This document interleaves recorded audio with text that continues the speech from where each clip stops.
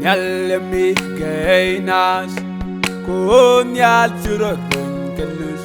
wai kelu inyamdu kunyal jin kozda kunyal jilla gwaro bitela kang kenyen wenmon kunyalemi kainas kunyal turun kelus wai inyamdu kunyal jin kozda kunyal jilla gwaro bitela kang kenyen wenmon kunyal jeda gorji alunglo kunyal jilla gwaro winmon kelu tenyamdu kunyal jin kozda kunyal jilla gwaro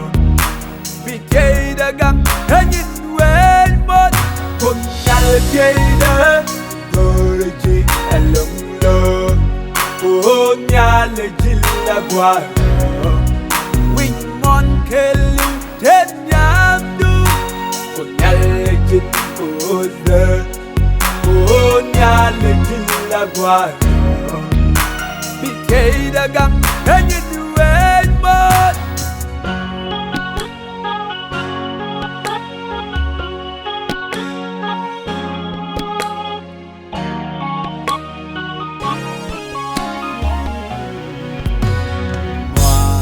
qalbi karagong nyalkan na pinmalifin mon bimwal yaragong nyamde en kwer kwari wen mon mwal qalbi karagong nyalkan na pinmalifin mon bimwal yaragong nyamde en kwer kwari wen mon jin kozda kunyal jilla gwaro bitela kang kenyen wenmon kunyal jeda gorji alunglo kunyal jilla gwaro winmon kelu tenyamdu kunyal jin kozda kunyal jilla gwaro bitela kang kenyen wenmon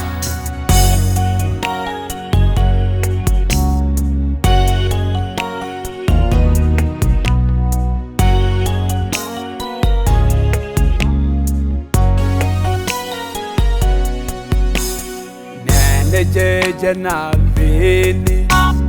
bajanen dur wenmon bidur wenmon ben yeshu nene jejana vini bajanen durwen bidurwen mon far bika ben yeshu kunyal jin kozda kunyal jilla gwaro bitela kang kenyen wenmon kunyal jeda gorji alunglo kunyal jilla gwaro winmon kelu tenyamdu kunyal jin kozda kunyal jilla gwaro bitela kang